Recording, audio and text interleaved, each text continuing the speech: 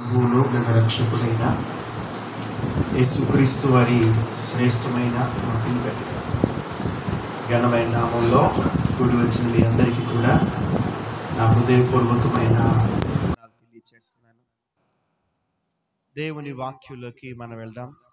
జకరియా గ్రంథం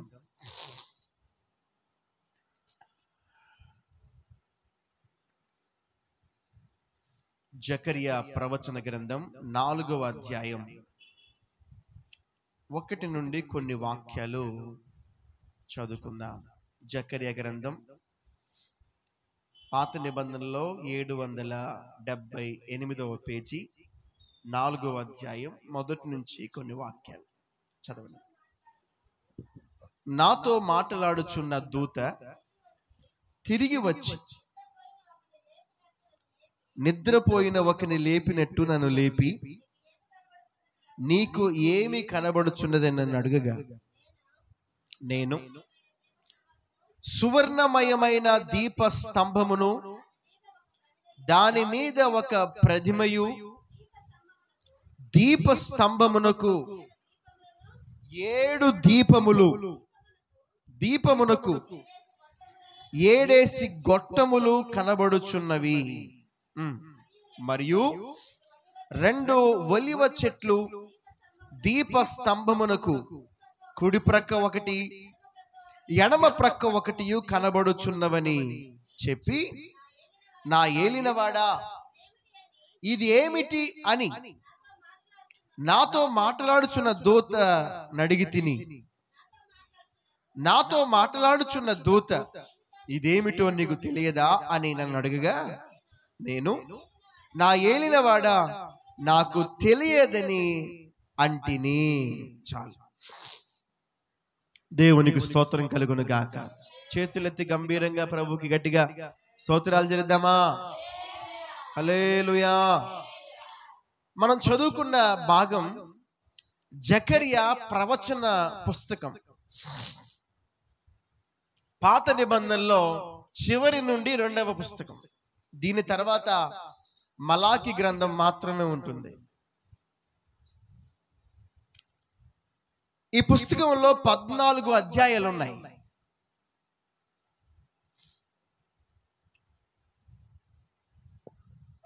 మనం చదువుకున్న అధ్యాయంలో కూడా 14 వచనాలే ఉన్నాయి.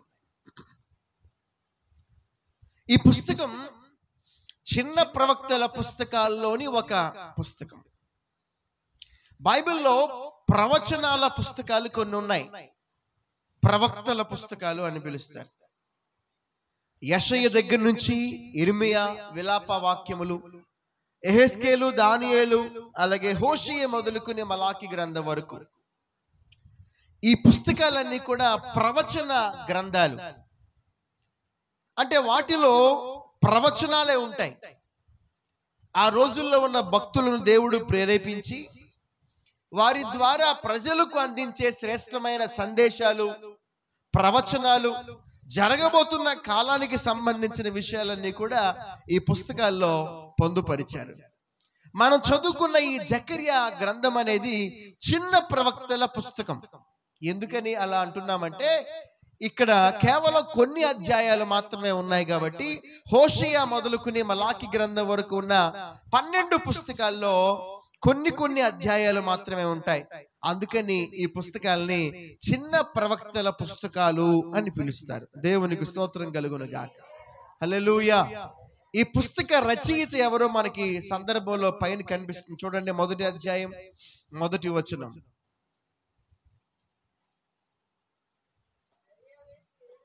దర్యావేషు ఏలుబడి యందు 2వ సంవత్సరము యెహోవా వాక్కు ప్రవక్తయు ఇద్దోకు పుట్టిన బెరక్యా కుమారుడైన జకర్యాకు ప్రత్యక్షమైన దేవుని వాక్యం. దేవునికి స్తోత్రం. ఎవరి కుమారుడు? బెరక్యా కుమారుడగు జకర్యా. వీళ్ళ నాన్నగారి పేరు జకర్యా. బెరక్యా వాళ్ళ నాన్నగారి పేరు ఇద్దో. ఏం చెప్పండి అమ్మా? అది ఇద్దో కుమారుడు బెరక్యా, బెరక్యా కుమారుడు జకర్యా. ప్రవచించిన ప్రవచన పుస్తకమే ఈ జకర్యా గ్రంథం. సుమారుగా 520 నుండి 470 ఈ మధ్య కాలంలో ఈ పుస్తకాన్ని వ్రాసి ఉండొచ్చని పండితుల అభిప్రాయం. ఈ పుస్తకం ఎప్పుడు వ్రాయబడింది అని లేక ఎప్పుడు ప్రవచించబడింది అని గురించి మనం చరిత్ర గురించి ఆలోచన చేస్తే, ఇశ్రాయేలు ప్రజలు, యూదులు, ఈ రెండు తెగల వాళ్ళు చెరగొనిపోయారు. చెరగొనిపోయిన తర్వాత ఇశ్రాయేలీయులు అష్షూరుకు వెళ్ళిపోయారు. వాళ్ళు తిరిగి మరలా సొంత ప్రదేశానికి చేరుకోవాల.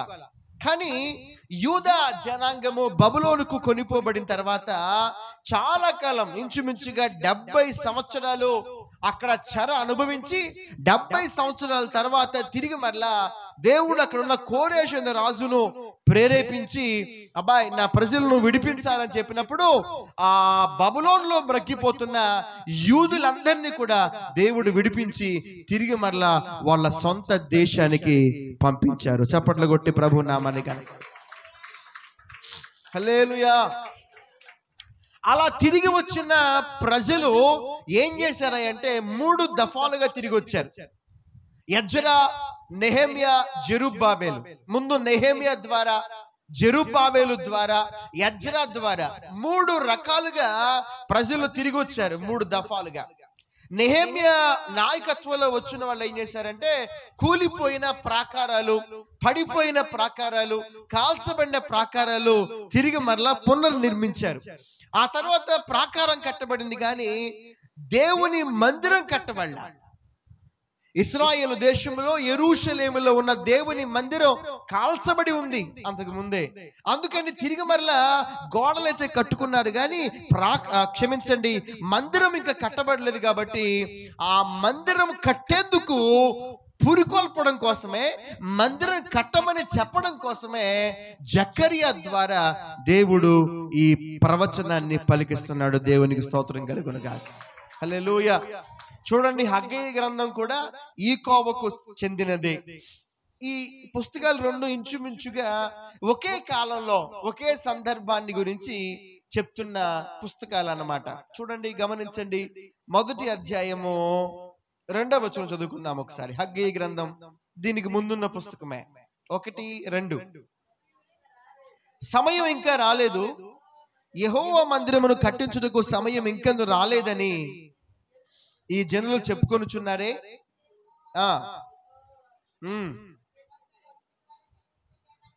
ఈ మందిరము పాడైపోయి ఉండగా మీరు సరంబి వేసిన ఇండ్లలో నివసించుటకు ఇది సమయమా? ప్రజలు ఏమంటున్నారు? సమయం ఇంకా రాలేదు, చాలా టైం ఉంది, అప్పుడు మందిరం కడదాంలే అనుకుంటున్నారు. ముందేం కట్టారు? గోడలు కట్టారు. ఆ తర్వాత ఏం కట్టుకున్నారు? ఇళ్ళు కట్టుకున్నారు. చెప్పండి, ఏం కట్టుకున్నారు? అందుకని అక్కడ సరంబి వేసిన ఇళ్లలో మీరు ఉంటున్నారు కదా అంటే వాళ్ళ గృహాలు నిర్మించబడ్డాయి, గోడలు నిర్మించబడ్డాయి, గృహాలు నిర్మించబడ్డాయి, కానీ వాళ్ళకు అత్యంత ప్రాముఖ్యమైన మందిరం మాత్రం ఏం చేయబడలేదు, కట్టబడలా, మందిరం నిర్మించబడలా. అందుకే దేవుడు హగ్గయి ద్వారా, అందుకే జకర్యా ద్వారా యూదులకు పిలిపిస్తున్నాడు. ఏమని? ఇదిగో మీరు దేవుని మందిరాన్ని కట్టవలసి ఉంది. హల్లెలూయా. దేవునికి మహిమ కలుగును గాక. ఆ సందర్భంలో వ్రాయబడిన పుస్తకమే ఈ జకర్యా గ్రంథం. దేవునికి స్తోత్రం కలుగును గాక. హల్లెలూయా. చూడండి, జకర్యా గ్రంథంలోకి మనం వెళ్దాం. సందేశాన్ని మనం ధ్యానం చేద్దాం. 4వ అధ్యాయంలో 10వ వాక్యం చదువుకుందాం. కార్యములు అల్పములై ఉన్న కాలమును తృణీకరించిన వాడెవడు? చాలమ్మా, ఇక్కడ కొంచెం చాలా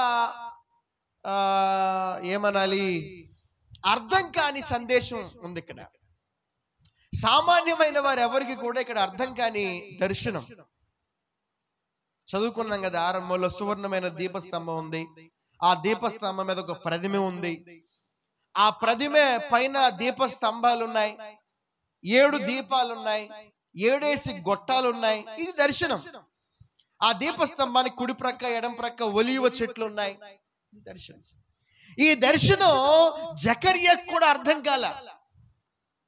ఈ దర్శనం జెరుబ్బాబెలుకు కూడా అర్థం కాక వెంటనే మాట్లాడుతున్నాడు, అయ్యా ఈ దర్శనానికి అర్థం ఏమిటో నాకు తెలియడం లేదు, ఇది అసలు దీన్ని ఎలా అర్థం చేసుకోవాలి, ఈ దర్శనం భావం ఏంటి, ఈ దర్శనం సారాంశం ఏంటి? దేవునికి స్తోత్రం కలుగును గాక. హల్లెలూయా. ఎప్పుడు కూడా దేవుని వాక్యాన్ని చదువుకుంటూ వెళ్ళిపోవడం కాదు, దేవుని వాక్యాన్ని ఆగి అర్థం చేసుకోవాలి, ధ్యానం చేయాలి, దానిలో ఉన్న భావాన్ని సారాంశాన్ని మనం తెలుసుకోవాలి. స్తోత్రం కలుగును గాక. హల్లెలూయా. Praise the lord. భావాన్ని సారాంశం తెలుసుకున్న తర్వాత ఆ వాక్యాన్ని మనకు అన్వయించుకోవాలి. Praise the lord. ఏం చేసుకోవాలి? కూర ఎలా వండాలో ముందు తెలుసుకోవాలి, ఆ తర్వాత కూరని ఏం చేయాలి? వండాలి. వండిన తర్వాత ఏం చేయాలి చెప్పండి? తినాలి. Praise the lord. తెలియని కూర చాలా అద్భుతంగా ఉంటుందట, అందుకేం చేయాలి? తెలుసుకోవాలి. ఫలానా కూర ఎలా వండాలి తెలిసిన వాళ్ళు అడుగుతారు. ఇప్పుడు అసలు ఎవరిని అడగక్కర్లేదు కదా, ఫోన్లోకి వెళ్ళి యూట్యూబ్లోనూ గూగుల్ తల్లిని అడిగితే తక్కువని చెప్పేస్తుంది. దాని ప్రకారంగా వండేస్తే ఏ బాధ? స్తోత్రం కలుగును గాక. హల్లెలూయా.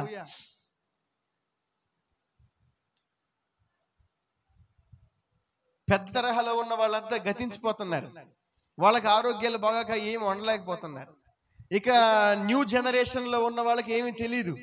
వంటకాలు, పాతకాలపు వంటలు, పాతకాలపు పచ్చళ్ళు, ఇలాంటి వంటకాలు ఏమని తెలుసా? ఇప్పుడు తెలిసిందల్లా బిర్యానీలు అంతే.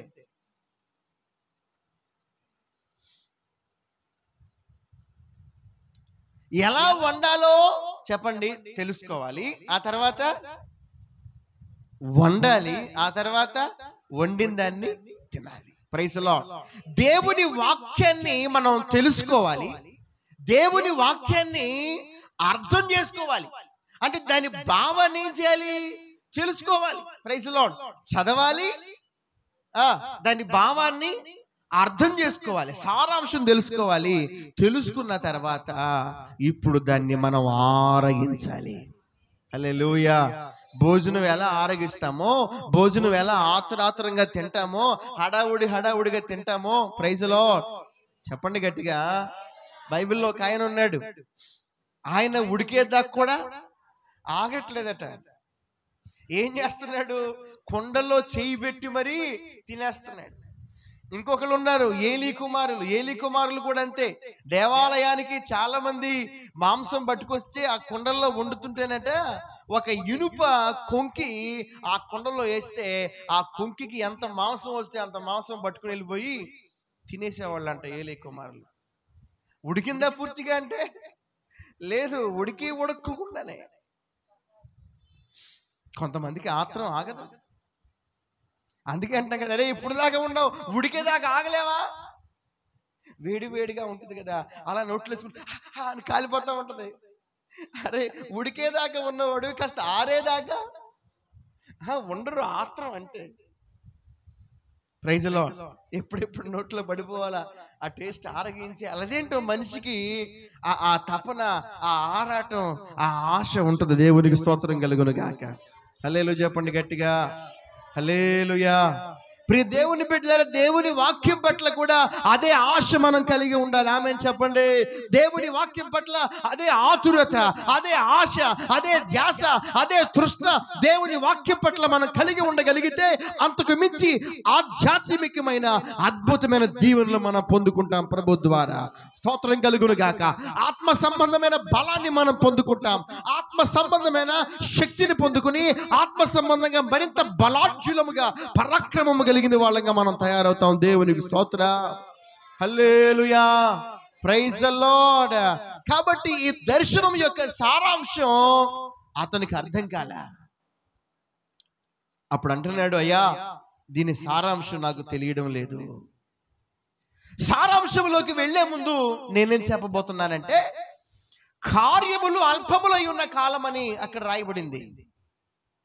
ఏ కాలం అంటమ్మది? ఏ అల్పం? కార్యాలు అల్పములై ఉన్న కాలం అంటే ఏమిటి? ఇశ్రాయేలు ప్రజలు దేవుని మందిరం కట్టడానికి ఇంకా అప్పుడే కాదు, ఇంకా చాలా టైం ఉంది. స్తోత్రం కలుగును గాక. అంటే కార్యము జరిగించడానికి, కార్యము ముందుకు వెళ్ళడానికి అల్పమైన కాలం అన్నమాట. కార్యములు జరగని కాలం,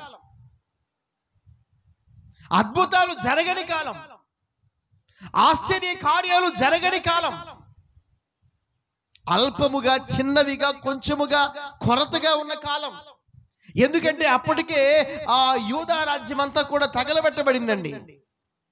70 సంవత్సరాలు ఒక చెత్తగా, ఒక కుప్పగా పడిపోయింది యూదా రాజ్యం అంతా కూడా. యెరూషలేము చుట్టూ ఉన్న పరిసర ప్రాంతాలు, దేవుని మందిరము, గోడలు అంతా కూడా ఒక పాడైపోయిన దిబ్బ వలె, ఏమని చెదిరిపోయిన ఓ చెత్త వలె ఆ ప్రాంతం అంతా కూడా పాడుపెట్టబడిపోయింది. ఇప్పుడు అలాంటి పాడుపెట్టబడిపోయిన స్థలాన్ని బాగు చేయాలి, దాన్ని శుభ్రపరచాలి అంటే సాధ్యమయ్యే పనేనా? కాదు కదా. చాలా చాలా కష్టమైన పని. ఆ పని చేయడం కోసం వీళ్ళ దగ్గర బలం లేదు, వీళ్ళ దగ్గర శక్తి లేదు, వీళ్ళ దగ్గర సరైన సొమ్ములు లేవు, ఇంకా చెప్పమంటారా జన బలం కూడా లేదు వీళ్ళ దగ్గర. అంతకు ముందు యూదులు చాలా మంది ఉండేవాళ్ళు, కానీ బబులోను వాళ్ళు వచ్చి, నెబుకద్నెజరు వచ్చి యూదుల్లో ఉన్న చాలా మందిని చంపేశాడు, చాలా మందిని చెరకు తీసుకెళ్లిపోయాడు. ఇక్కడ చచ్చిపోయిన వాళ్ళు చాలా మంది, బబులోను చచ్చిపోయిన వాళ్ళు చాలా మంది. వీళ్ళంతా అయిపోగా మిగిలిన శేషం మాత్రమే తిరిగి వచ్చారు. ఆ మాట కూడా బైబిల్లో ఉంది, శేషం మాత్రమే తిరిగి వచ్చారు. శేషం అంటే ఏంటి? మిగిలిన వాళ్ళు. శేషం అంటే మిగిల్చబడిన వాళ్ళు, అంటే కొంచెముగా ఉన్నవాళ్ళు. అంటే వాళ్ళ దగ్గర బలము లేదు, చెప్పండి, జనబలం కూడా లేదు, వాళ్ళ దగ్గర సొమ్ములు కూడా లేవు, శక్తి లేదు, సామర్థ్యం లేదు. చెరగా ఉండి, బానిసలుగా ఉండి, బందీలుగా ఉండి, దాసులుగా ఉండి రాక 70 ఏళ్ల తర్వాత వస్తే వాళ్ళ దగ్గర ఏమాత్రం కూడా బలం లేదు. అందుకే అంటున్నారు మా వల్ల కాదు. ప్రియ దేవుని బిడ్డలారా వినండి, ఈనాటి పరిస్థితులు ఎలా ఉన్నాయో చెప్తాను నేను. ఆనాటి పరిస్థితులు ఎలా ఉన్నాయంటే ఈనాటి పరిస్థితులు కూడా అట్లాగే ఉన్నాయి.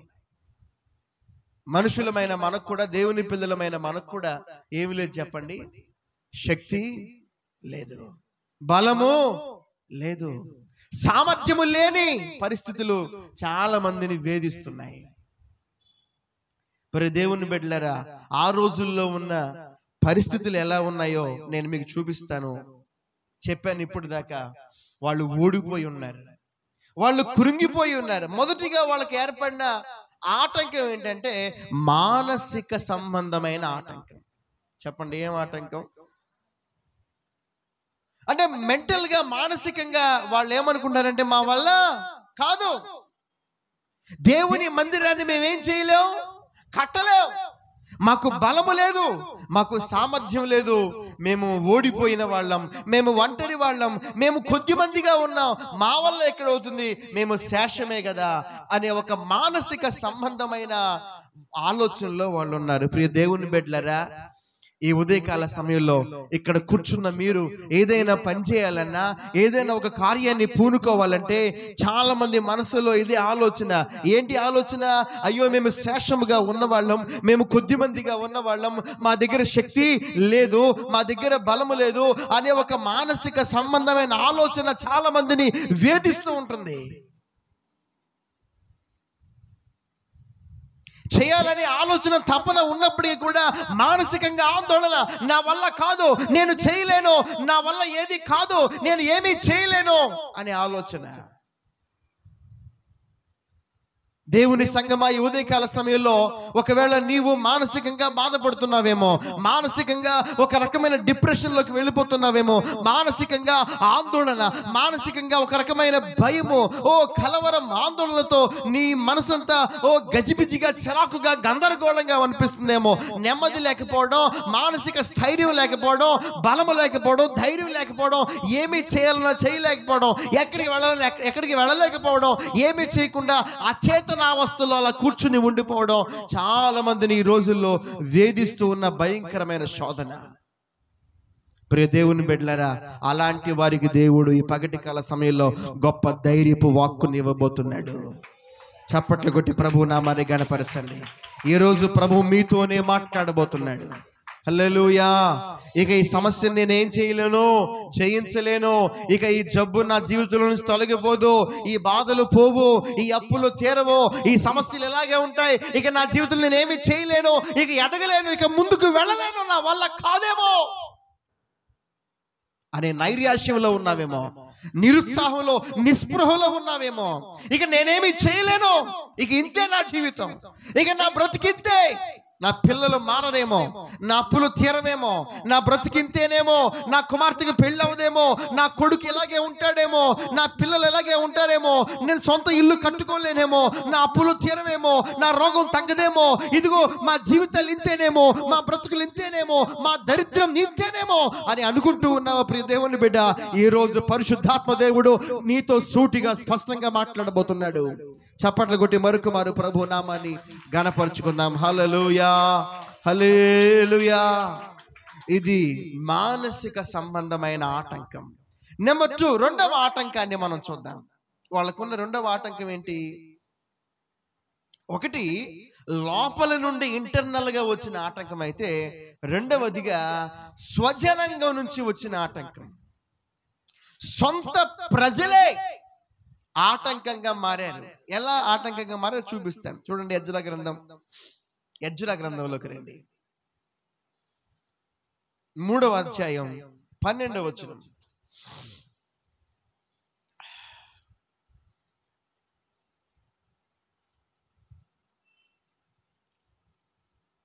మూడు 394వ పేజీ పాత నిబంధనలో యెజ్రా గ్రంథం 3వ అధ్యాయం 12వ వచనం.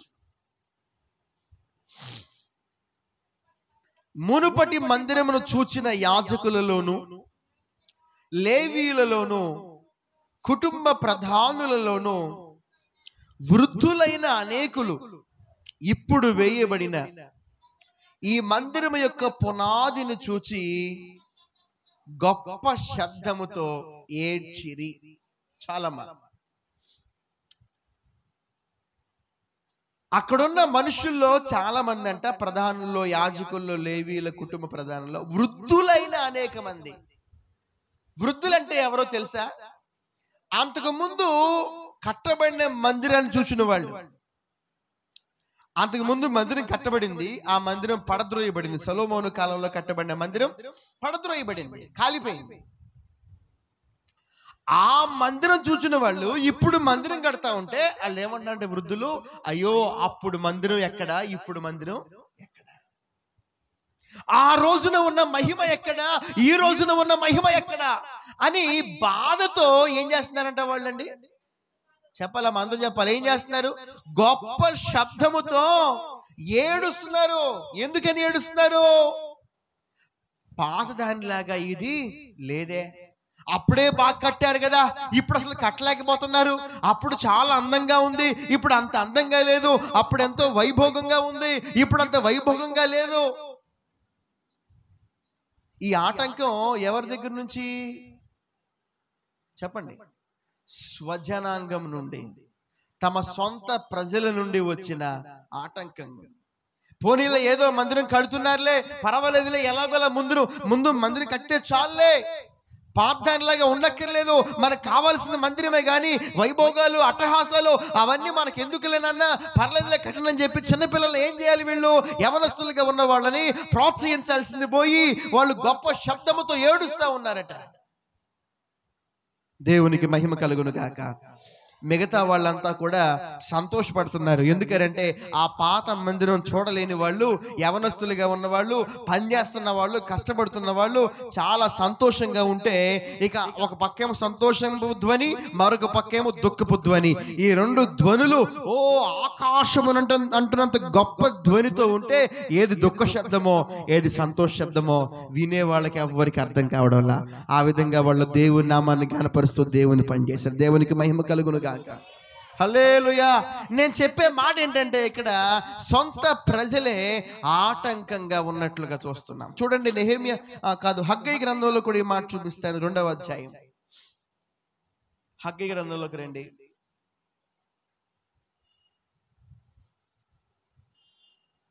2వ అధ్యాయం 3వ వచనం.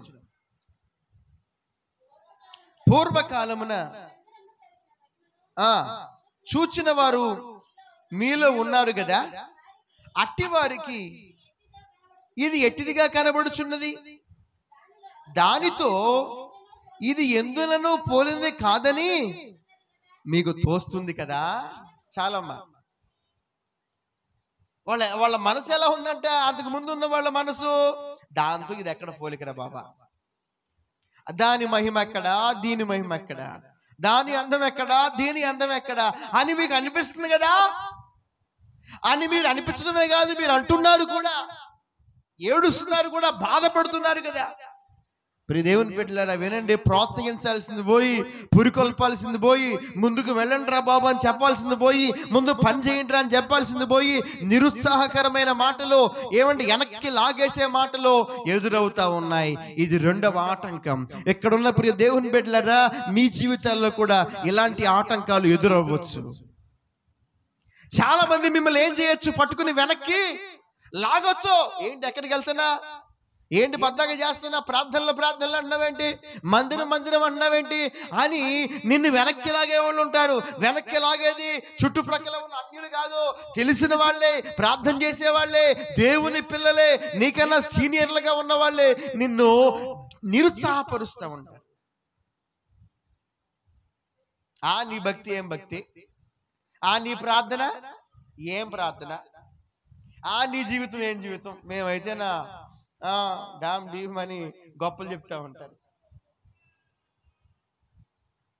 పనిలో చేస్తున్నారు, చేయండి అనేది లేదు, బలపరిచే మాటలు లేవు, ధైర్యపరిచే మాటలు లేవు. ఏ మాటలు అంట, నిరుత్సాహపు మాటలు, కురుంగుదల మాటలు, ఎగతాళి చేసే మాటలు, హేళన చేసే మాటలు.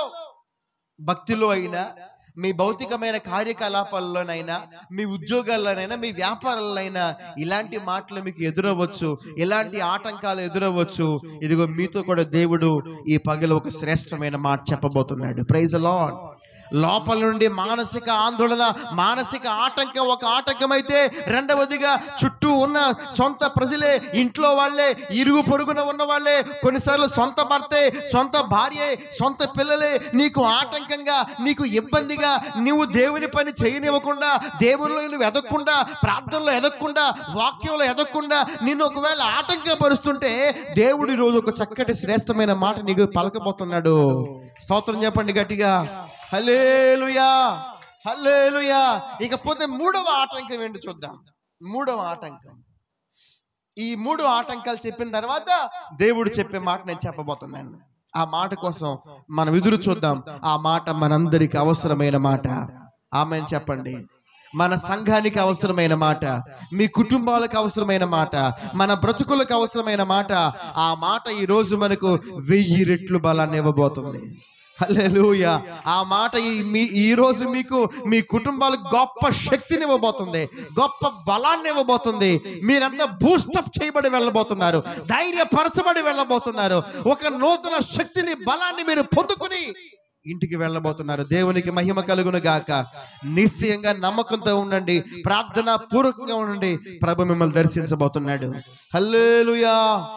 మూడవ ఆటంకం ఎజ్రా గ్రంథం 4వ అధ్యాయంలోకి రండి. తిరిగి మరలా 6వ వచనం నుంచి, ఎజ్రా గ్రంథం 4వ అధ్యాయం 6వ వచనం నుంచి. ఏలన ఆరంభించినప్పుడు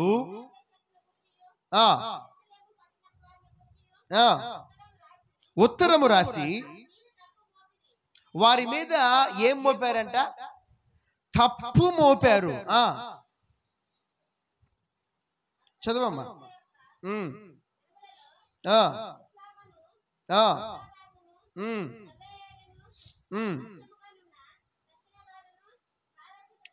చూడండి, వాళ్ళు మోపిన తప్పేంటో నేను కొంచెం ముందుకు వచ్చేసి చూపిస్తాను.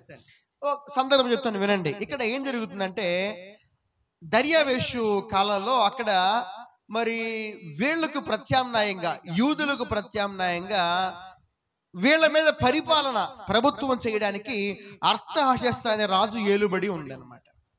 ఆ రాజు ఏలుబడిలో ఆ రాజు కింద పనిచేసే వాళ్ళు ఇక్కడ యూదా రాజ్యం చుట్టూ ఉన్నారు. అర్థమవుతుందా మీకు? యూదులు బబులోన్ నుంచి తిరిగి వచ్చారు కదా, ఇప్పుడు ఆ బబులోను మాది పారసిక ప్రాంతాన్ని పరిపాలించే రాజు అర్తహషస్త రాజు. వీళ్ళ పంపించింది ఎవరు? కోరేషు రాజు. కోరేషు రాజు పరిపాలన అయిపోయిన తర్వాత మాది పారసిక రాజ్యం ఏలుబడి. మాది పారసిక రాజ్యం ఏలుబడిలో అర్తహషస్త అనే రాజు ఏలుబడి చేస్తున్నాడు. ఓకేనా? ఇప్పుడు ఈ అర్తహషస్త అనే రాజుకు ఈ యూదా రాజ్యం చుట్టుప్రక్కల ఉన్న వాళ్ళంతా కూడా యూదుల మీద, అనగా ఇశ్రాయేలు ప్రజల మీద కంప్లైంట్ ఇస్తున్నారట. అర్థమవుతుంది? ఏం చేస్తున్నారు? కంప్లైంట్ అంటే ఏంటి? నేరం మోపుతున్నారు, తప్పిదం మోపుతున్నారు. ఏంటా నేరం, ఏంటా తప్పిదం అని అంటే ఇప్పుడు చూపిస్తాను చూడండి. ఏమిటి వాళ్ళ మీద మోపుతున్న నేరం? 12వ వచనం, 4:12. మా యొద్దకు వచ్చిన యూదులు యెరూషలేమునకు వచ్చి ఆ చెడు పట్టణమును వాళ్ళు ఏం చేస్తున్నారు? అయ్యా రాజా, ఆ యూదులు వెళ్ళిపోయి హ్యాపీగా ఉండాలి కదా, హ్యాపీగా ఉండకుండా ఆ పట్టణాన్ని ఏం చేస్తున్నారంటే వాళ్ళు మరలా కడుతున్నారు. కడితే ఏం జరుగుద్ది? వారు దాని ప్రాకారములు నిలిపి దాని పునాదులు మరమ్మత్తు చేయచున్నారు.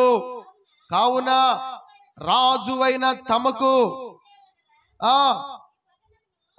కట్టి దాని ప్రాకారము నిలువబెట్టినట్లా రాజా, వారు నీకు శిస్తు గాని సొంకము గాని పన్ను గాని ఇయ్యరు. అప్పుడు రాజునకు రావలసిన పైకము నష్టమగును. అర్థమైందమ్మా? నా వైపు చూడండి. అక్కడ రాజా, నీకు రావలసిన పన్ను, సొంకము, శిస్తు అవన్నీ కట్టరు వాళ్ళు. ఎందుకు కట్టరు? వాళ్ళంతటా వాళ్ళే వాళ్ళ దేశాన్ని కట్టుకుంటున్నారు, వాళ్ళ ప్రాకారాలు కట్టేసుకుంటున్నారు, వాళ్ళ మందిని కట్టేసుకుంటున్నారు, వాళ్ళ దేశం కట్టుకుంటున్నారు, వాళ్ళు బాగుపడిపోతున్నారు అని ఏమండి నేరం మోపుతున్నారు. వీళ్ళకి ఎదురైన మొదటి ఆటంకం ఏంటి? మానసిక సంబంధంగా లోపల వచ్చిన ఆటంకం. రెండవ ఆటంకం ఏంటి? సొంత ప్రజలే ఆటంకం. ఇప్పుడు మూడవ ఆటంకం ఏంటంటే శత్రువులు, ఇరుగు పొరుగున ఉన్న వాళ్ళు, చుట్టూ ఉన్న వాళ్ళే ఆటంకంగా మారారు. దేవునికి స్తోత్రం కలుగును గాక. యూదా రాజ్యం మీద పరిపాలన చేస్తున్న అర్తహషస్త రాజు కంప్లైంట్ చేస్తున్నారు. ఇదిగో వీళ్ళు నీకు పన్ను కట్టరు, శిస్తు కట్టరు, సొంతం కట్టరు కాబట్టి అయ్యా వీళ్ళు చేసే పని చాలా తప్పుడు పని చేస్తారు. ప్రియ దేవుని బిడ్డలారా, వీళ్ళు మరలా ఆయన దగ్గర గొప్ప చేసుకోవడం కోసం చూడండి ఏమంటున్నారు వీళ్ళు. ఈ కంప్లైంట్ ఇచ్చిన వాళ్ళు ఏమంటున్నారు? 14వ వచనం, మేము రాజు యొక్క ఉప్పు తిన్నవారము గనుక రాజునకు నష్టము రాకుండా మేము చూడవల్లని ఈ ఉత్తరం నీకు పంపుతున్నామయ్యా రాజా. రాజా, నీ దగ్గర మేము ఏం తిన్నాం? ఉప్పు తిన్నాం, నీకు నష్టం కలిగిస్తామా మేము అంటే? రాజు ఇక ఫ్లాట్ అయిపోవాలి ఈ మాట చెప్పగానే, కరిగిపోతాడంతా. అంతే. నిజమే కదా, వీళ్ళు నా మంచి కోసం చెప్తున్నారు కదా, వీళ్ళు నా మేలు కోరి నాకు పన్ను శిస్తు డబ్బులు వచ్చేలాగా వీళ్ళు మంచి మాట చెప్తున్నారు కదా, వీళ్ళు చెప్పే మాట నేను వినాలి అని అనుకుంటున్న కోసం వీళ్ళు మరలా పైపెచ్చు ఈ డైలాగులు వేస్తున్నారు. మేము మీ ఉప్పుతున్న వాళ్ళం, మీ దగ్గర పెరిగిన వాళ్ళం అని. ప్రియ దేవుని బిడ్డలారా చూడండి, చుట్టూ ఉన్న వాళ్ళు ఆటంకంగా మారారు. దేనికి ఆటంకం? దేవుని పని చేయనివ్వకుండా ఆటంకం. ఇదిగో గోడలు కట్టనివ్వకుండా ఆటంకం, మందిరం కట్టకుండా ఆటంకం, చేయవలసిన పని చేయకుండా ఆటంకం. ప్రియ దేవుని బిడ్డలారా, నువ్వు కూడా నువ్వు చేసే పని ఏ పనో ఆ పని చేయనివ్వకుండా నిన్ను అనేక మంది ఆటంకపరుస్తూ ఉంటారు. నువ్వు చేసే పని మంచి పని అయితే, నువ్వు చేసే పని దేవుని పని అయితే, నువ్వు చేసే పని గొప్ప పని అయితే, లేక నలుగురికి మంచి పని చేస్తున్నావా, నలుగురికి మేలుకరంగా ఉంటున్నావా, అప్పుడే నీకు ఆటంకాలు ఎదురవుతాయి. చెడు చేస్తే ఆటంకాలు ఏమి ఎదురవ్వండి, పాడు పనులు చేస్తే ఆటంకాలు ఏమి ఎదురవు. ఎప్పుడు ఎదురవుతాయి ఆటంకాలంటే మంచి పని చేస్తే, మేలు చేస్తే, నలుగురికి ఉపయోగపడితే, దేవుని పని చేస్తే, దైవ సంబంధమైన కార్యాలు మనం చేస్తూ ఉంటే అప్పుడే మనకు ఏమో ఎదురు చెప్పండి, ఆటంకాలు, ఇబ్బందికరమైన పరిణామాలు ఎదురవుతూ ఉంటాయి. దేవునికి స్తోత్రం కలుగును గాక. హల్లెలూయా, హల్లెలూయా. సమాజంలో కూడా అంతే కదా, లోకంలో కూడా అంతే కదా. భయంకరంగా విచ్చలవిడిగా మరి చేసేవాళ్ళు లేక త్రాగుబోతులు, విందులు, చిందులు భయంకరంగా వాళ్ళు డీజేలు పెట్టుకుని తిరుగుతూ ఉంటే వాళ్ళు ఎవరన్నా ఏమన్నా అంటారండి?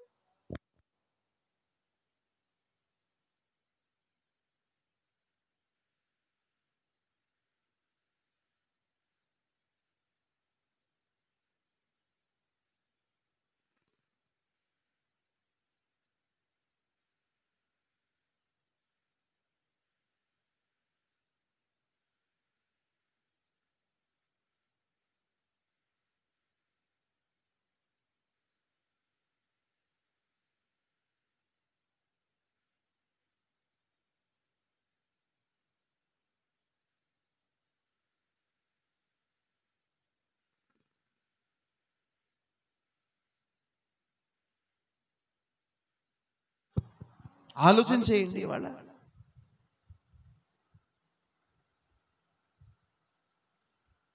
దేవుని మందిరంలో, దేవుని సన్నిధిలో చెప్పబడేది ఏంటి అంటే, పాడైపోతున్న వాళ్ళని, చెడిపోతున్న వాళ్ళని బాగుపడండి అయ్యా, మీరు మంచిగా ఉండండి అయ్యా అని చెప్తే అదేంటంటే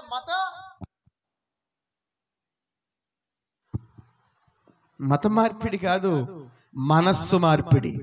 దేవునికి స్తోత్రం చెప్పండి. ఏ మార్పిడి ఇది? మనస్సు మార్పిడే గాని మతం మార్పిడి కానే కాదు. స్తోత్రం కలుగును గాక. క్రైస్తవ్యము మతము కాదు, క్రైస్తవ్యము మార్గము. క్రైస్తవ్యము ఒక మనసు మార్చుకునేది తప్ప ఏమండి మతం మార్చుకునేదో, కులం మారేదో, వేసుకున్న రంగులు బట్టలు మార్చేదో కాదు క్రైస్తవ్యం అనేది. ఇదిగో మనస్సు మార్చబడి, హృదయం మార్చబడి, నీతిగా, నిజాయితీగా, భక్తిగా ఏమండి ఒక మనిషిగా ఎలా బ్రతకాలో నేర్పించేది క్రైస్తవ్యం తప్ప మతం మార్చేది క్రైస్తవ్యం కానే కాదు. చప్పట్లు కొట్టి ఓ మారు దేవుని నామాన్ని గణపడతాం. హల్లెలూయా, ప్రైజ్ ది లార్డ్, హల్లెలూయా. క్రైస్తవ్యంలో అయినంత మాత్రాన మనం మతం మారద్దా? మారదు. క్రైస్తవులు అయినంత మాత్రాన కులం మారదుదా? చెప్పండి అమ్మా. క్రైస్తవ్యం అయితే మన బట్టలు వేసి రంగురంగు చొక్కాలు వేసుకోక నాకులాగా తెల్ల చొక్కాలు వేసుకోవాలా? చెప్పాలి. మీరు వేసుకోవాలా? అవసరమే లేదు. మీ విధానాలు ఏమైనా మార్చుకోవాలా? అవసరం లేదు. మార్చుకోవాల్సిందల్లా ఒకటే, హృదయాన్ని మార్చుకోవాలి, మనస్సును మార్చుకోవాలి, జీవితాన్ని మార్చుకోవాలి, బ్రతుకును మార్చుకోవాలి, పాత జీవితాన్ని మార్చుకుని నూతన మనిషిగా నవనూతనంగా మార్చబడ్డమే గాని ఇందులో ఎక్కడా కూడా మత మార్పుడులు, కుల మార్పుడులు అలాంటివి ఏవి ఉండవు. స్తోత్రం చెప్పండి గట్టిగా, హల్లెలూయా. మంచి చేసే వాళ్ళకే ఇబ్బందులు ఎదురవుతాయి, మంచి చేసే వాళ్ళకే ఆటంకాలు ఎదురవుతాయి. నలుగురికి ఉపయోగపడే పని చేస్తేనే నీకు ఆటంకాలు ఎదురవుతాయి బిడ్డ. పాడు పని చేస్తే ఏమి లేవు ఆటంకాలు. చెప్పండి అమ్మా, ఉండనే.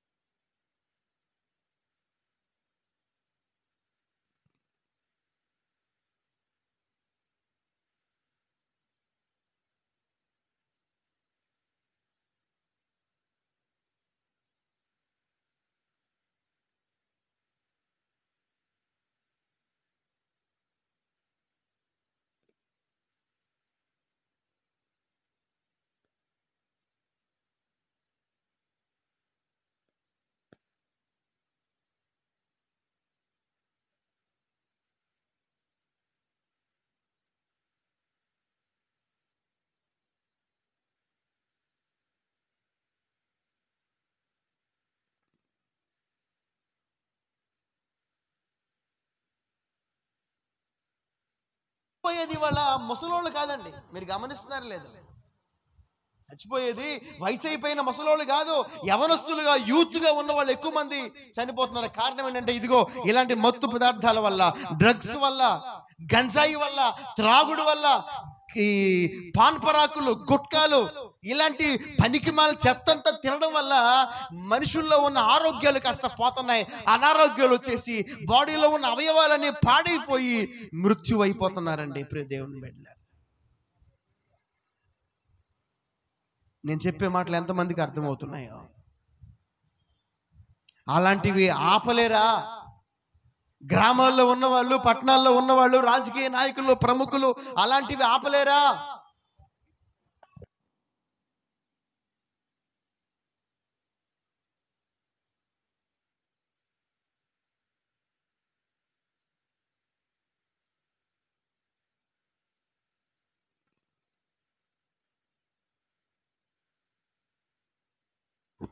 ఏం చేస్తున్నారు? మేము సమాజాన్ని బాగు చేస్తున్నాం అంటారు. ఏంటి నువ్వు సమాజాన్ని బాగు చేయాలి? సమాజాన్ని బాగు చేయగలిగింది ఇదిగో దేవుని వాక్యం మాత్రమే. సమాజాన్ని బాగు చేయగలిగింది యేసు ప్రభువు మాత్రమే. దేవునికి మహిమ కలుగును గాక.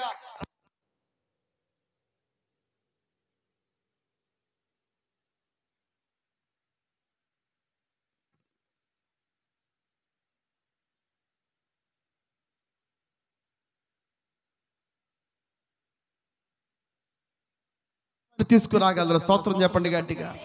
Hallelujah, praise the lord. ఎప్పుడన్నా ఒకవేళ మన బోటి వాళ్ళకి ఆటంకం వస్తే మీరంతా మన బోటి వాళ్ళంతా నిలబడాలి. స్తోత్రం చెప్పండి. హల్లెలూయా. ఒకవేళ ఎవరైనా వస్తే, ఎవరైనా మనల్ని ఆటంకపరిస్తే, ఇది మాది, మేము చేసుకుంటున్నాం.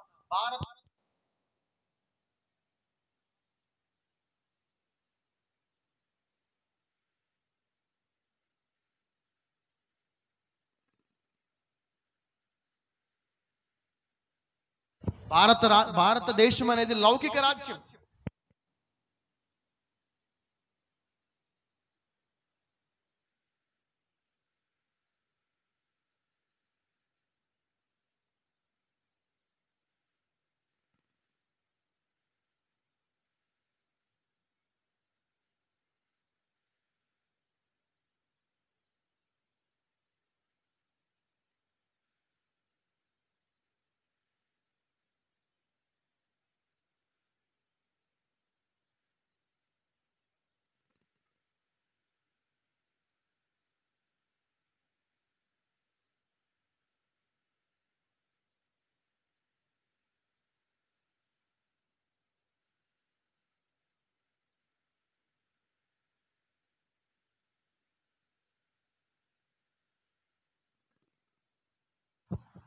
దేవునికి స్తోత్రం చెప్పండి గట్టిగా. హల్లెలూయా, ప్రైజ్ ది లార్డ్. కనుక ప్రియ దేవుని బిడ్డలారా, క్రైస్తవులమైన మనం ధైర్యంగా ఉండాలి. ఆమేన్ చెప్పండి. ఎలా ఉండాలి? ధైర్యంగా ఉండాలి. సిగ్గుపడమాకండి, భయపడమాకండి. దేవుడు మనతో ఉన్నాడు. ఆమేన్ చెప్పండి. యేసయ్య మనతో ఉన్నాడు. మనకు ఎలాంటి ఇబ్బందులు కలగవు. ఒకవేళ కలిగిన ధైర్యంగా నిలబడే గుండె నింపరం మనకు కావాలి. స్తోత్రం కలుగును గాక. ఆటంకాలు ఎక్కడి నుండి వచ్చినా, ఏమంటే మానసిక సంబంధమైన ఆటంకాలు లోపల నుండి వచ్చినా, రెండు ఇరుగు పొరుగు మన చుట్టూ ఉన్న ప్రజలే, సొంతోళ్ళే, సొంత కుటుంబ సభ్యులుండే వచ్చినా, ఒకవేళ బయటి నుండి శత్రువుల నుండి, వేరే వారి నుండి మనకు వచ్చినా సరే, ఈ మూడు రకాల ఆటంకాలు ఎదుర్కొని మనము నిలబడాలి. స్తోత్రం చెప్పండి గట్టిగా. హల్లెలూయా, ప్రైజ్ ది లార్డ్. హల్లెలూయా, హల్లెలూయా. నిందలు ఏం చేశారండి? వాళ్ళు నిందలేశారు. వాళ్ళు నీకు పన్ను కట్టరు, నీకు శిస్తు కట్టరు, నీకు రావాల్సిన ట్యాక్స్ నీకు రాదు. రాజా హత్త కష్టిస్తా, 80 కష్టంతా మేము నీ ఉప్పు తిన్న వాళ్ళమయ్యా. వాళ్ళని మరలా శిక్షించు, వాళ్ళను మరలా బందీలుగా చేయి, వాళ్ళని మరలా ఖైదీలుగా చేయి. వాళ్ళు తిరిగి మరలా ఆ పట్టణం కట్టకూడదు, ఆ మందిరం కట్టకూడదు, ఆ గోడలు వాళ్ళు ఏం చేయకూడదు చెప్పండి అమ్మా, కట్టకూడదు. వాళ్ళు బాగుపడకూడదు, మనం బాగుపడకూడదు. చాలా మంది నైజం ఏంటి అంటే, అవతల వాడు బాగుపడకూడదు, నేను బాగుపడను, ఆ నాశనం అయిపోవాలి. ఇది ఎక్కడికి గందరగోళం.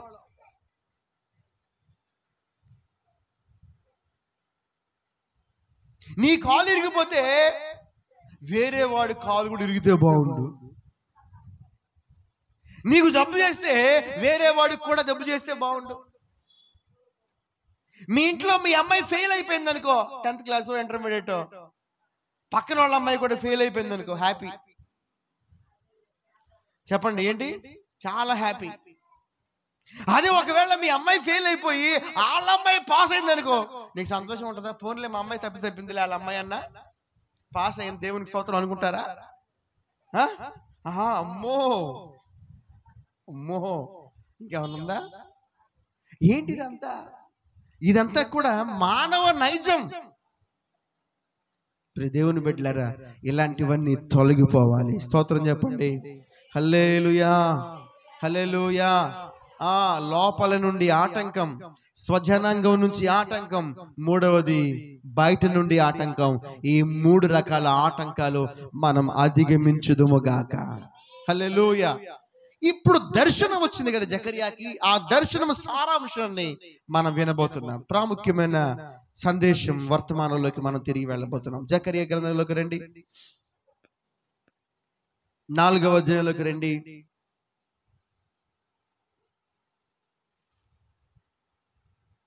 5వ వచనం, నాతో మాట్లాడుతున్న దూత ఇదేమిటో నీకు తెలియదా అని నన్ను అడుగగా, నేను నా ఏలినవాడ నాకు తెలియదని చెప్పాను.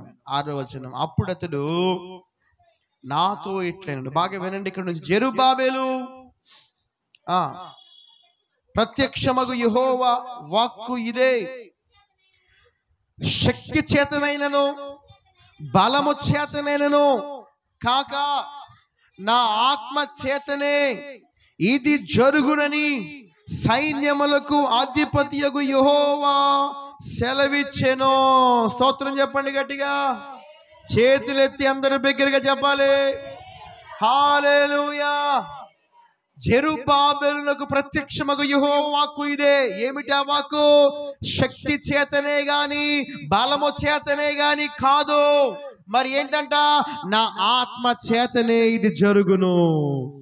చప్పట్లు కొట్టొచ్చు కదా, దేవుని నామాన్ని మహిమపరచొచ్చు. హల్లెలూయా. దేని చేత కాదు చెప్పండి? శక్తి చేత కాదు, ఇంకా ఏదేం చేత కాదు, బలము చేత కాదు. మరి దేని చేత జరుగుతుందంట? ఆత్మ చేతనే జరుగుతుంది. వాళ్ళు ఏమనుకుంటున్నారు? ఇశ్రాయేలీయులు, యూదులు ఏమనుకున్నారు? మా శక్తి వల్ల చేయాలి కదా, మా బలం వల్ల చేయాలి కదా, మేము బలహీనులం కదా, మేము శక్తి లేని వాళ్ళం కదా, మా దగ్గర ఏమీ లేదు కదా, మేము సామర్థ్యం లేని వాళ్ళం కదా, మేము డబ్బులు లేని వాళ్ళం కదా, మాకు ఆస్తిపాస్తులు లేవు కదా, మాకు బంగారం లేదు కదా, మాకు వెండి లేదు కదా, మాకు ఏది లేదు కదా, ఈ పని మేము ఎలా చేయగలం? దేవుడు అంటున్నాడు, అరే నీ బలం వల్ల కాదు, నీ శక్తి వల్ల కాదు, నీ ధైర్యం వల్ల కాదు, నీ దగ్గర ఉన్న దేని వల్ల కాదు, కేవలం దేవుని ఆత్మ చేతనే ఇది జరగబోతుంది. హల్లెలూయా, ప్రైజ్ ది లార్డ్. దేవునికి మహిమ కలుగును గాక. ప్రియ దేవుని బిడ్డలారా, దేవుని పని కోసం మనం బలం అక్కర్లా, దేవుని పని కోసం మన శక్తి అక్కర్లా, దేవుని పని కోసం భౌతిక సంబంధమైనవి ఏం అక్కర్లా. దేవుని పని కోసం కావాల్సిందల్లా దేవుని పరిశుద్ధాత్మ మాత్రమే. హల్లెలూయా. ఆత్మ ద్వారా దేవుడు కార్యం జరిగిస్తాడు. మీ కుటుంబాల్లో కూడా, మీ గృహాల్లో కూడా మీకు ఏ సమస్యలు ఇంకా తినడం లేదు, ఇంకా ఏ బాధలు తినడం లేదు. ఇందాక చెప్పాను కదా, మీరు ఏ డిప్రెషన్లో ఉన్నారో, ఏ మానసిక వ్యాధుల్లో ఉన్నారో, కృంగిపోయిన పరిస్థితులు, మరి ముందుకు వెళ్ళని పరిస్థితులు, వెనక్కి లాగేస్తున్న పరిస్థితులు, ఇలా నిరుత్సాహం, నైరాశ్యం, నిందలు, అవమానాలు, ఆటంకాలు ఇవన్నీ నిన్ను వేధిస్తూ ఉంటే ఈ పగలు ప్రభువు నీకు చెప్పే ఒకే ఒక మాట, శక్తి చేత కాదు, బలము చేత కాదు, నా ఆత్మ చేతనే. హల్లెలూయా, హల్లెలూయా, ప్రైజ్ ది లార్డ్. యూదులారా మీరు భయపడనక్కర్లేదు, ఇశ్రాయేలీయులారా మీరు భయపడనక్కర్లేదు. అయ్యో మందిరం ఎలా కట్టాలి, దేవుని మందిరం ఎలా నిర్మించాలి, ఎలా దీన్ని కట్టాలని చెప్పి మీరు ఏమి భయపడాల్సిన అవసరం లేనే లేదు. దేవుడు మీతో ఉన్నాడు. హల్లెలూయా, ప్రైజ్ ది లార్డ్. యేసయ్య మనకు సహాయం చేస్తాడు. మనమేమనుకుంటున్నాం? మన బలం గురించి, మన శక్తి గురించి మనం ఆలోచన చేస్తున్నాం. మన దగ్గర ఏముందో దాని గురించి ఆలోచన చేస్తున్నాం. కానీ దేవుడు అన్నాడు, నీ దగ్గర ఏముందో దాన్ని చూసుకోమాక నా దగ్గర ఏముందో అది చూడమంటున్నాడు. హల్లెలూయా. మనం మన వైపు చూడడం కాదమ్మా, మనం దేవుని వైపు చూడాలి. Praise the lord. మన వైపు మనం చూస్తే మనం కృంగిపోతాం, దేవుని వైపు చూస్తే మనం బలం పొందుకుంటాం. హల్లెలూయా. నీ శక్తి మీద నువ్వు ఆధారపడితే, నీ బలం మీద నువ్వు ఆధారపడితే, నిన్ను నువ్వు చూసుకుంటే నువ్వు కృంగిపోతావు, నువ్వు ఓడిపోతావు, నువ్వు ముందుకు వెళ్ళలేవు. కానీ దేవుని వైపు చూడు, ఆయన ఆత్మ వైపు చూడు, ఏ కార్యమైనా జరిగిపోతుంది. స్తోత్రం చెప్పండి గట్టిగా. హల్లెలూయా, హల్లెలూయా. అబ్రహాము శారమ్మ వాళ్ళిద్దరూ వాళ్ళ వైపు వాళ్ళు చూసుకుంటే గనక కార్యము జరిగేది కాదు. Praise the lord. అబ్రహాము శారమ్మ ఏమన్నారు? మా గర్భాలు ఏమైపోయినాయి, మృతుల్యమైపోయినాయి, మేము చావుకు దగ్గర పడిన వాళ్ళం, మేము వృద్ధాప్యంలో ఉన్న వాళ్ళం, మా వల్ల ఎలా అవుద్ది అని వాళ్ళ వైపు వాళ్ళు చూసుకుంటే బలహీనులు అవుతారు, కానీ దేవుని వైపు చూస్తే బలం పొందుకుంటారు. హల్లెలూయా. ప్రియ దేవుని బిడ్డ, నీ వైపు నువ్వు చూస్తే బలహీనురాలు అయిపోతావు, నువ్వు బలహీనుడు అయిపోతావు. నీ స్థితి నువ్వు చూసుకున్నా, నీ డబ్బు గురించి, నీ సామర్థ్యం గురించి, నీ బలం గురించి నువ్వు చూసుకుంటే నువ్వు బలహీనుడివే, బలహీనురాలవే. వినాలి, వినాలి, వినాలి. Praise the lord. చూస్తున్నారా? మీ వైపు మీరు చూసుకుంటున్నారా? మీ బలాన్ని మీరు అంచనా వేస్తున్నారా? మీ ఆస్తిని మీరు లెక్కలేసుకుంటున్నారా? నాకేమేమి ఉంది, ఎక్కడ పొలం ఉంది, ఎక్కడ ఇల్లు ఉంది, బంగారం ఎంత ఉంది, దాచింది ఎంత ఉంది, చెవులకి మెడలో ఎంత ఉంది, ఓహో ఎంత ఎంత ఉంది, ఓకే పర్లా స్తోత్రం అనుకుంటున్నారా? హల్లెలూయా. నాకేంట్లో కూతురు ఉంది, నాకేంట్లో కొడుకున్నాడు అని మీ వైపు మీరు చూసుకుంటున్నారా? Praise the lord. మీ శక్తేనా, మీ బలమేనా? ప్రభు అన్నాడు, కాదు కాదు, నా ఆత్మ చేతనే జరుగుతుంది. స్తోత్రం కలుగును గాక. హల్లెలూయా. చూడండి, తర్వాత రాయబడిన అద్భుతమైన మాట. సెలవిచ్చెను, గొప్ప పర్వతమా, జెరుబ్బాబెలును అడ్డగించుటకు నీవు ఏమాత్రపు దానవు, నీవు చదును భూమి వగుదువు. ఆమేన్ చెప్పండి. గొప్ప పర్వతమా, జెరుబ్బాబెలును అడ్డగించడానికి నువ్వేమాత్రపు దానివి, నువ్వేమో తెలుసా? చదును భూమిగా మారిపోతావు. హల్లెలూయా. ఏ పర్వతం అది? చిన్న పర్వతమా? ఏమా? గొప్ప పర్వతం అట. సమస్యలు చిన్నవా గొప్పవా మీ కుటుంబాల్లో ఉన్నవి?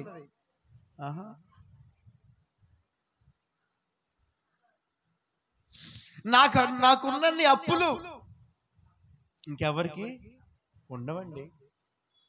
నాకున్నంత బాధ చెప్పండి ఇంకెవ్వరికి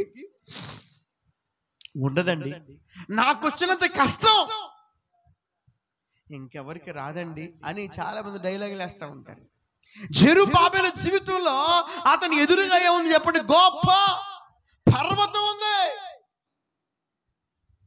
ఆ పర్వతం జెరుబ్బాబెల్ని ఏం చేస్తుంది? ఆటంకపరుస్తుంది, జెరుబ్బాబెల్ని అడ్డుకుంటుంది. ఏం చేయనివ్వకుండా దేవుని పని చేయనివ్వకుండా, మందిరాన్ని కట్టనివ్వకుండా, దేవుని కొరకు ముందుకు వెళ్ళనివ్వకుండా జెరుబ్బాబెలును గొప్ప పర్వతం అడ్డుకుంటుంది. ప్రియ దేవుని బిడ్డ, ఈ పగటి కాల సమయంలో నిన్ను ఏం అడ్డుకుంటుంది? నీకే పర్వతం ఉంది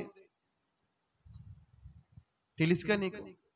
నీకే పర్వతం అడ్డుగా ఉందో, నీకు ఏ పర్వతం ఆటంకంగా ఉందో, నీకు ఏ సమస్య మధ్యలో అడ్డుగోడగా ఉందో,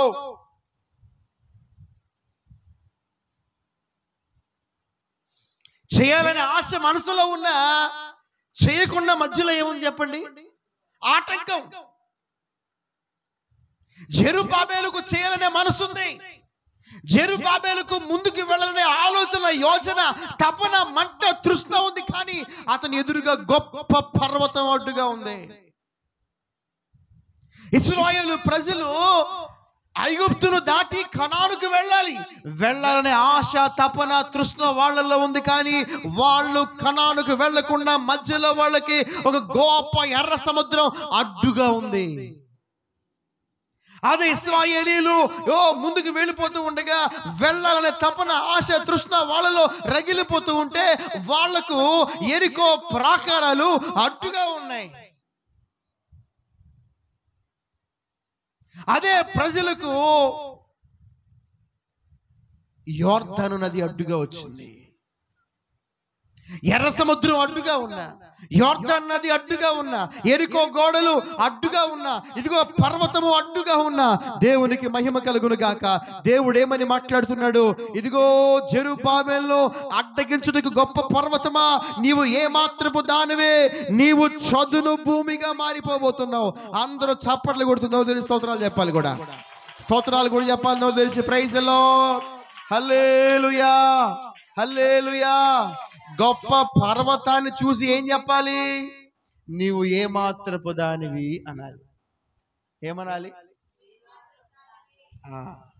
స్తోత్రం. అప్పులున్నాయా? ఏ మాత్రం అప్పులే. స్తోత్రం చెప్పండి.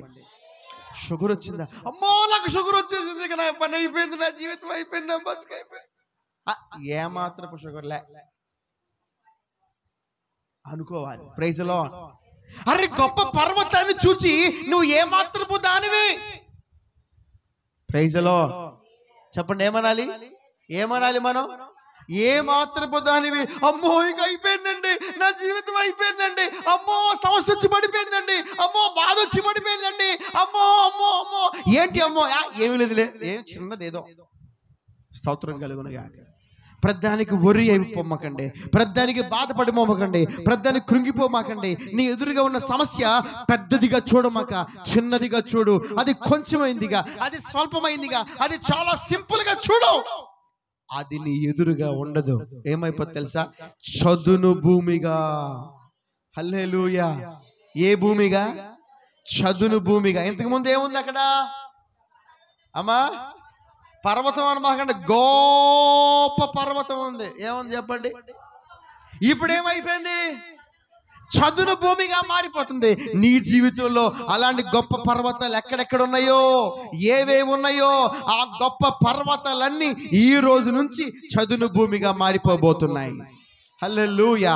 ఆటంకాలన్నీ చదును భూమిగా మారిపోబోతున్నాయి. నీ సమస్యలన్నీ, నీ శ్రమలన్నీ చదును భూమిగా మారిపోబోతున్నాయి. నీ ఇరుకులన్నీ, నీ ఆటంకాలన్నీ, నీ ఇబ్బందులన్నీ చదును భూమిగా మారిపోబోతున్నాయి. నీ కష్టాలన్నీ, నీ నష్టాలన్నీ చదును భూమిగా మారిపోబోతున్నాయి. నమ్మితే స్తోత్రాలు చెప్పాలి గట్టిగా.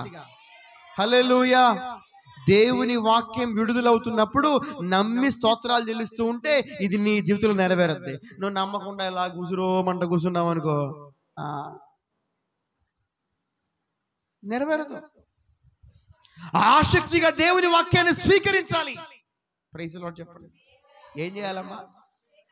ఆసక్తిగా దేవుని వాక్యాన్ని, అవునయ్యా, అవునయ్యా, ఆమేనయ్యా, ఇది జరగాలయ్యా, ఇది నిజమేనయ్యా, అవునయ్యా, నా జీవితంలో కూడా చదును భూమిగా మారిపోవాలి, ఈ దేవుని నాకు కావాలి అని నువ్వు ఆమేనని స్తోత్రాలని స్పందిస్తూ ఉంటే నీ ఆసక్తిని బట్టి, నీలో ఉన్న ఇంట్రెస్ట్ని బట్టి దేవుడు నీ లైఫ్లో కార్యాలు చేస్తాడు. హల్లెలూయా. Praise the lord. చెప్పండి. గొప్ప పర్వతాలన్నీ ఏమైపోవాలి? ఏమైపోవాలి? చదును భూమి అయిపోవాలి. ఏ కొండ పడదనుకుంటున్నావో, ఏ పర్వతం పడదనుకుంటున్నావో, ఏది నీ వల్ల కాదనుకుంటున్నావో, ఇక నేను చేయలేను అనుకుంటున్నావా, ఈ ఉద్యోగం చేయలేను, ఈ వ్యాపారం ఇక చేయలేను, ఈ పని నా వల్ల కాదు, అది నా వల్ల కాదు, ఇది నా వల్ల కాదు, ఇక నేను చేయలేను అని అనుకుంటున్నావా, అది నీ వల్ల అవుద్ది. Praise the lord. చెప్పండి అమ్మా, ఏమవుద్ది? ఆమేన్ చెప్పండి. అవుద్దా మీ వల్ల? అవుద్దా? Praise the lord. అరే గొప్ప పర్వతమే ఏ మాత్రము దానివి చదును భూమిగా మారిపోతే ఇంకా జీవితంలో చిన్న చిన్న శ్రమలు, సమస్యలు, ఇరుకులు, ఇబ్బందులు చదును భూమిగా మారవా? ఎర్ర సముద్రమే 2 పాయలుగా మారిపోలేదా? ఎరికో ప్రాకారాల తుత్తునియలుగా పడిపోలేదా? యోర్దాను నది ఏకరాశిగా మారిపోలేదా? 90 ఏళ్ళు 100 ఏళ్ల ప్రాయంలో ఉన్న అబ్రహాము శారమ్మలకు పిల్లలు కలగలేదా? వారు సేవించే దేవుడే మనము సేవించే దేవుడు. వారు నమ్ముకున్న దేవుడే మనము నమ్ముకున్న దేవుడు. హల్లెలూయా. అదే దేవుడు ఈ రోజును కూడా ఉన్నాడు. ఆయన మన కుటుంబాల్లో గొప్ప కార్యాలు చేయబోతున్నాడు. హల్లెలూయా. మీ జీవితంలో గొప్ప కార్యాలు చేయబోతున్నాడు. మీ సమస్యలతో మీరేం చెప్పాలి? ఏమాత్రపు దానివని చెప్పాలి. ఏం చెప్పాలి? నువ్వెంత, నువ్వెంతలే అని టేక్ ఇట్ ఈజీగా తీసి పడేయాలి. దేన్ని? మనుషులుగా తీసేయాల్సింది. సమస్యల్ని, ఇరుకుల్ని, ఇబ్బందుల్ని టేక్ ఇట్ ఈజీగా తీసి పడేయండి. హల్లెలూయా. చదును భూమి. ఈ భూమి తర్వాత మరొక మాట చూడండి. కృప కలుగును గాక, కృప కలుగును గాక అని జనులు ఏం చేశారంట? నోట్లో స్మరించారు కదా అమ్మా. నోట్లో స్మరణ ధ్యానం మరి ధ్యానం చేశారు కదా. మెల్లగా పలికారా? అసలు నోరు తెరవమంటే తెరవమే. మనం పాటలు పాడమంటే నోరు రాదు, ఆరాధన చేయమంటే చెప్పాలి. నోరు తెరవమంటే కేకలేమను. ఎవరి మీద ఏమా? పిల్లల మీద కేకలేమనండి.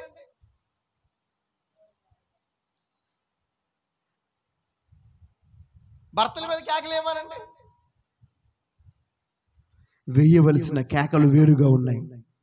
ఏ కేకలు వేయాలంటే మనం కృప కలుగునుగాక ఏమనాలి?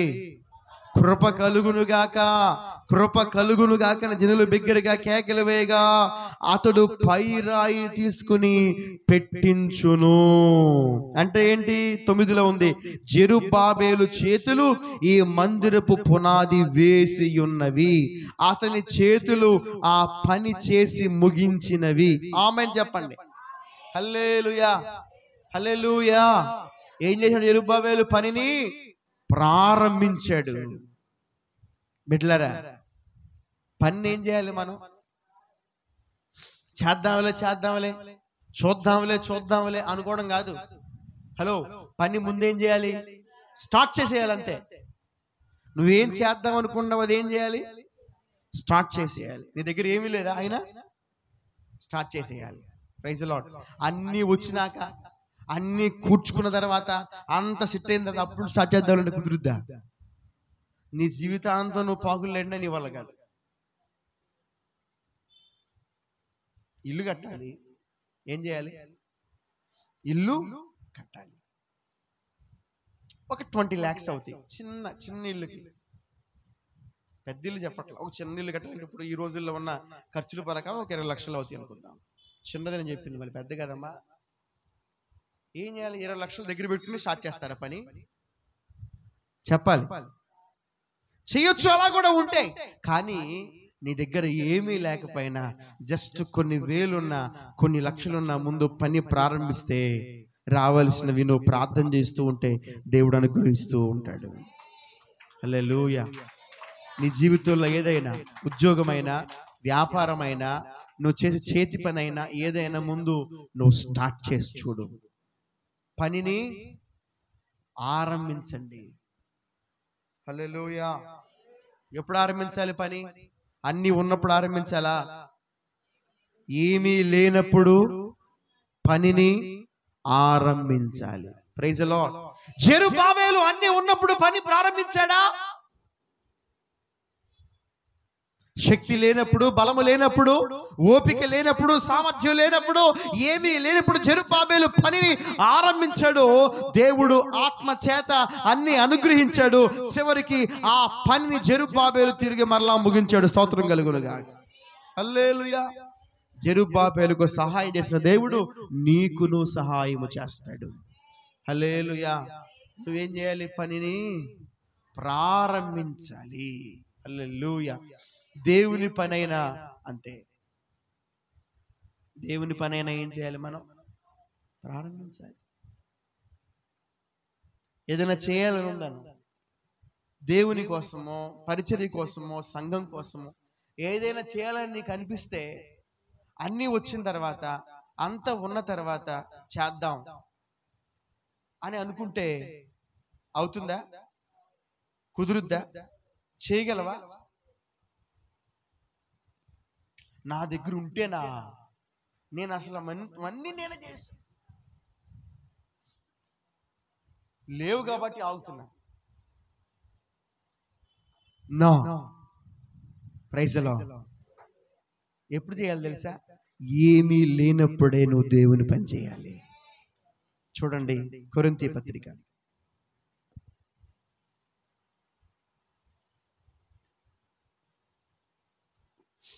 కొరింథీయులకు రాసిన 1వ పత్రిక 2వ పత్రిక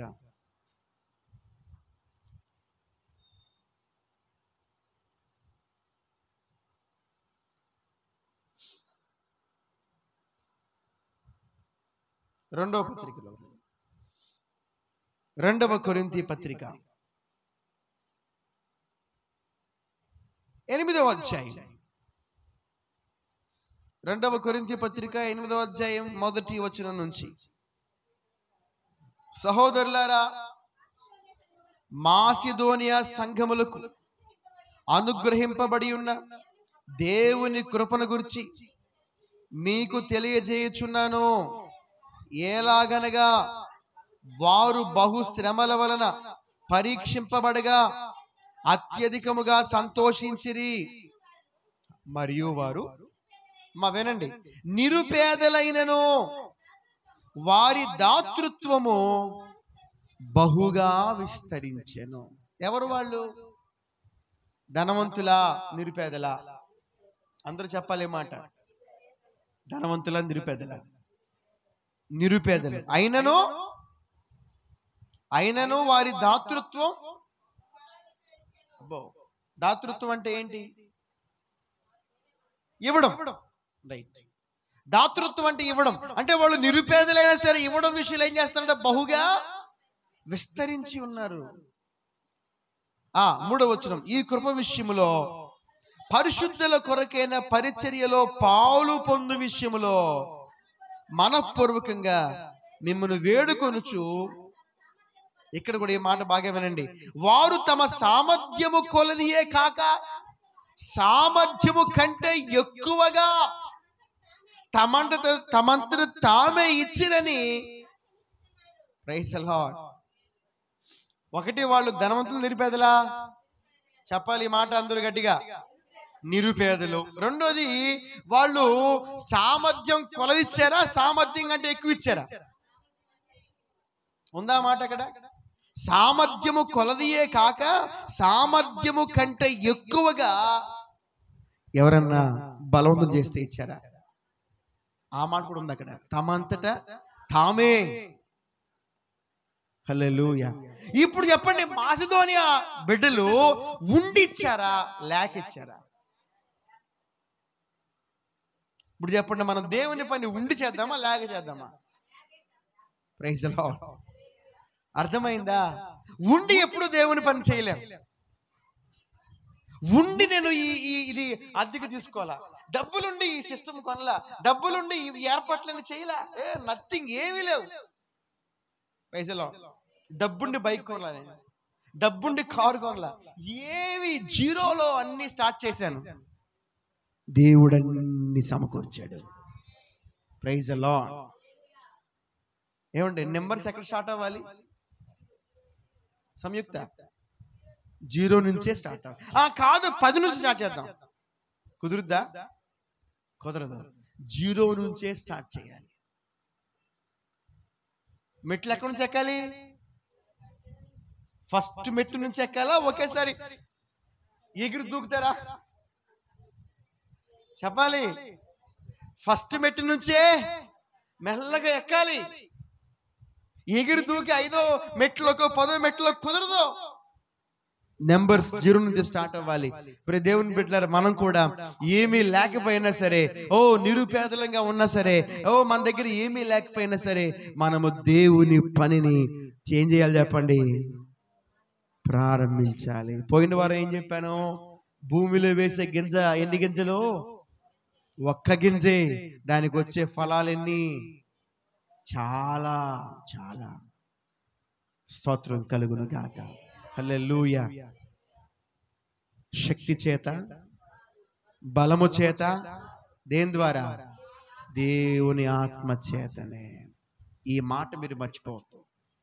మీ గుండెల్లో పెట్టుకోండి. పొరపాటు కూడా మర్చిపోవద్దు. ఎప్పటికప్పుడు చెప్పాలి దేవునితో, అయ్యా నా బలం కాదయ్యా, నా శక్తి కాదయ్యా, నీ ఆత్మ చేతనే, నా జ్ఞానం కాదు, నా తెలివి కాదు, నా సామర్థ్యం కాదు, నా యోచన కాదు. ఇదిగో ఈ పాటలో మనం ప్రింట్ చేయించిన 3వ పాటను చూసారా? ఈ 3వ పాట నాకు చాలా ఇష్టమైన పాట. అందుకే ఈ పాట నేను దీంట్లో పెట్టాను. దాంట్లో ప్రతి చరణంలో 2, 3 లైన్, 4 లైన్ మీరు గమనిస్తే అయ్యే ఉంటాయి. నా బలము కాదు, నా సామర్థ్యం కాదు, నా యోగ్యత కాదు, నా యోచన కాదు. 3వ చరణంలో నా తెలివి కాదు, నా జ్ఞానం కాదు. 4వ చరణంలో 1000 తరముల వరకు కృప చూపువాడు. ఏమన్నాడు? తెలివి కాదు, జ్ఞానం కాదు, యోగ్యత కాదు, యోచన కాదు, బలము కాదు, సామర్థ్యం కాదు. ఏ పాట చూస్తున్నారు? లాస్ట్ పాట అని చెప్పి. హల్లెలూయా. బలం కాదు, సామర్థ్యం కాదు, మన జ్ఞానం కాదు, మన యోగ్యత. యోగ్యులమా మనం? దేవుని దృష్టిలో యోగ్యత మనకుందా? ఆయన ముందు మనం నిలబడగల వారమేనా? మన భక్తి సరిపోద్దా? మన ప్రార్థన సరిపోద్దా? మన సమర్పణ సరిపోద్దా? చెప్పాలి. హల్లెలూయా. ఏది సరిపోదు, కానీ కృప మనకుంటే చాలు. ఏం కావాలి మనకి? కృప కావాలి. అందుకే ఇక్కడ ఏం రాయబడింది? 2 సార్లు కృప కలుగును గాక, కృప కలుగును గాక అనే మాట రాయబడింది. ఎందుకని? ఇది శక్తి ద్వారా కాదు, బలము ద్వారా కాదు, ఆత్మ ద్వారా జరుగుద్ది కాబట్టి కృప కావాలి. Praise the lord. హల్లెలూయా. కృప ద్వారా జరిగితేనే కృప కావాలి. యోగ్యత వల్ల, బలము వల్ల, సామర్థ్యం వల్ల కలిగితే కృప అవసరం లేదు. Praise the lord. హల్లెలూయా. యోగ్యత లేనప్పుడే, జ్ఞానం లేనప్పుడే, శక్తి లేనప్పుడే, సామర్థ్యం లేనప్పుడే, బలము లేనప్పుడే, ఏమీ లేనప్పుడే మనకు విస్తారమైన కృప కావాలి, సమృద్ధి అయిన కృప కావాలి, అపరిమితమైన కృప కావాలి. ఆ కృప వల్ల ఆ పర్వతాలన్నీ కూడా చదును భూమిగా మారిపోతాయి. ఆ కృప వల్ల నీ సమస్యలన్నీ కూడా తుత్తునియలుగా మారిపోతాయి. ఆ కృప వల్ల నీ ఇరుకులు, ఇబ్బందులు, నీ ఎరకాటలు, నీ సమస్యలు, నీకు మానసిక ఆటంకాలు ఉన్నాయా, ఇంట్లో ఆటంకాలు ఉన్నాయా, బయట ఆటంకాలు ఉన్నాయా, ప్రతి ఆటంకాలన్నీ కూడా చదును భూమిగా మారిపోబోతాయి. కృప వల్ల సాధ్యమవుతుంది, దేవుని ఆత్మ వల్ల సాధ్యమవుతుంది, దేవుని కృప వల్ల సాధ్యమవుతుంది. నమ్మితే గనుక చప్పట్లు కొట్టి చేతులెత్తి బిగ్గరగా దేవుని నామాన్ని మహింపడదాం. హల్లెలూయా, హల్లెలూయా, హల్లెలూయా. ప్రియ దేవుని బిడ్డలారా, పనిని ప్రారంభించాలి. ఏం చేయాలి మనం? చెప్పండి. పనిని ప్రారంభించాలి. ఎప్పుడు ప్రారంభించాలి? నిరుపేదలుగా ఉన్నప్పుడే, ఏమీ లేనప్పుడే, జీరోగా ఉన్నప్పుడే. హల్లెలూయా. మనం మన సంఘానికి మందిరం కొరకు స్థలం కలిగి ఉండాలి. హల్లెలూయా. ఏం కావాలి మనకి? సామర్థ్యం ఉందా మన దగ్గర? బలం ఉందా మన దగ్గర? డబ్బులు ఉన్నాయా మన దగ్గర? మాసిదోనియా వాళ్ళ దగ్గర బలం ఉందా? వాళ్ళెవరు? నిరుపేదలు. బట్ వాళ్ళు దాతృత్వం కలిగిన వాళ్ళు. ఈ సంవత్సరం దేవుడు మనకిచ్చిన వాగ్దానం, ప్రయోజనము కలిగే, నీకు ప్రయోజనము కలుగునట్లు అని దేవుడు చెప్పాడు. బిడ్డలారా, దేవుడు మందిర స్థలం విషయంలో ఈ సంవత్సరంలో దేవుడు కార్యం చేయబోతున్నాడు. నమ్మకం ఉందా మీకు? హల్లెలూయా. నమ్మకం ఉందా మీకు? అయితే ఆ నమ్మకం కార్యరూపంలోకి రావాలి. ఆ నమ్మకం పని రూపంలోకి రావాలి. Praise the lord. ఇప్పటి నుండే మనం పనిని ప్రారంభించాలి. మందిరం కొరకు, స్థలం కొరకు మనం ఏం చేయగలం? ఎలా దాన్ని సాధించగలం? ఎలా దాన్ని మనం కూర్చగలం అనేది మనం ఆలోచన చేసి ప్రార్థన చేయగలమా? ప్రయాసపడగలమా? మన శక్తిని, భౌతికమైన శక్తిని ఉపయోగించగలమా? మనకి ఏమైనా ఇంకా వేరే ఆలోచనలు ఉన్నాయా? ఎలా మనం ఏమి చేయగలమో దేవుని కృప మీద ఆధారపడి మనం ఈ పనిలో ముందుకు సాగాలి. హల్లెలూయా. ఈ ఇంటిని ఎప్పుడు ఖాళీ చేయమంటారో ఆయనకే తెలియదు. ఎవరికి? మన ఇల్లు ఇచ్చిన